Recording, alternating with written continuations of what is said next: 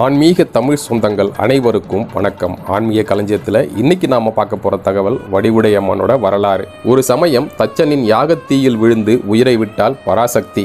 அவள் உடல் பாதி கருகியும் பாதி கருகாமலும் இருந்தது. தேவியின் உடலை பார்த்து சினம் கொண்ட சிவன் அன்னையின் உடலை தன் தோளில் போட்டுக்கொண்டு ருத்ரதாண்டவம் ஆடினார். இதை கண்ட ஸ்ரீமத் நாராயணன் சிவனின் ஆவேச நடனத்தை கண்டு பதறி போனார். தனது சுதர்சன சக்கரத்தை ஏவி அம்பாளின் உடலை பல துண்டுகளாக வெட்டினார் ஸ்ரீமத் நாராயணன். சக்தியின் உடல் பாகங்கள் விழுந்த இடங்களில் ஒன்றுதான் திருவொற்றியூர் வடிவுடை அம்மன் என்கிறது புராண கதை. இத்தல சக்தி பீடங்களில் இக்ஷு பீடமாக விளங்குகிறது. சிவபெருமான் தவம் செய்து கொண்டிருந்த நேரம் பார்வதி தேவி விளையாட்டாக சிவபெருமானின் கண்களை 3 நிமிடங்கள் மூடினார். இதனால் இச்சா ஞான கிரியா சக்திகள் பலம் இழந்தது. இவை மீண்டும் பலம் பெற இச்சா ஞான கிரியா சக்திகள் வடிவம் கொண்டு தவம் புரிய வேண்டும் என சிவபெருமான் கூறினார். அந்த வகையில் மேலூரில் திருவுடையம்மனாக இச்சா சக்தி வடிவம் கொண்டு தவம் புரிந்து சிவபெருமானை திருமணம் புரிந்தார். தவத்தின் பயனாக இச்சா சக்தி பலம் பெற்றது. அடுத்தது ஞான சக்தி வடிவம் கொண்டு சக்தி பீடங்களில் இஷு பீடமாக உள்ள திருவொற்றியூர் அடைந்தார் அம்பிகை. ஆதிபுரீஸ்வரரை வணங்கி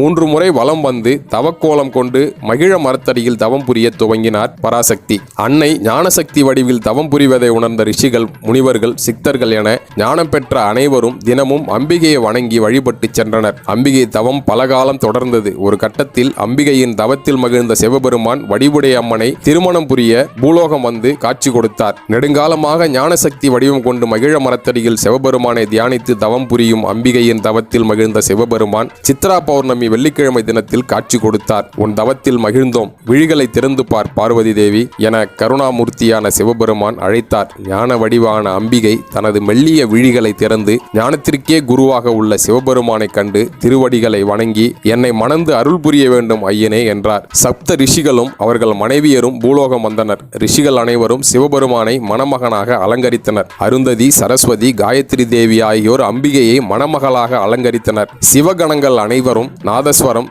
தவில், மேளம், பஞ்ச வாத்தியங்கள் வாசிக்க பிரம்மதேவர் மந்திரம் கூற ஞானத்தின் உருவான தட்சிணாமூர்த்தி முன்னிலையில் முனிவர்கள், ரிஷிகள், நாரதர் அனைவரும் காத்திருந்த ஞானத்தின் உருவான அம்பிகைக்கும் சிவபெருமானுக்கும் திருமணம் நடந்தேறியது. மகாவிஷ்ணு, இந்திரன் முதலான தேவர்கள் அனைவரும் பூமாரி பொழிந்தனர். அன்னை புரிந்த தவத்தின் பலனாக பலமிழந்த ஞானசக்தி மீண்டும் புது உத்வேகத்துடன் பலம் பெற்று இயங்க துவங்கியது. ஞானியர்கள் அனைவரும் சிவபெருமான், பார்வதி தேவியே போற்றி வணங்கினர். ஞானசக்தியின் வடிவம் கொண்டு தவம் புரிந்ததால் வடிவுடை அம்மன் என திருப்பெயர் கொண்டு இங்கு எழுந்தருள்வாய். பௌர்ணமி அன்று உச்சிகாலத்தில் ஆலயம் வந்து வழிபடும் பக்தர்களுக்கு ஞானமான கல்வியும் காரிய சக்தியும் வேண்டியது கிடைக்கும் என சிவபெருமான் தவம் புரிந்த அம்பிகைக்கு வரமளித்தார். இது போன்ற மேலும் பல தகவல்களுக்கு நமது ஆன்மீக களஞ்சிய சேனலை சப்ஸ்கிரைப் பண்ணுங்க. இந்த தகவல் உங்களுக்கு பிடிச்சிருந்தா லைக் பண்ணுங்க. ரொம்ப பிடிச்சிருந்தா உங்க நண்பர்கள் அனைவருக்கும் இந்த வீடியோவை ஷேர் பண்ணுங்க. உங்களோட மேலான கருத்துக்களை கீழே கமெண்ட்ல பதிவிடுங்க. மேலும் அடுத்து ஒரு நல்ல வீடியோவில் உங்களை சந்திக்கிற வரைக்கும் உங்களிடமிருந்து விடைபெற்றுக் கொள்பவர் உங்கள் சுப்பிரமணிய சங்கர். நன்றி, வணக்கம்.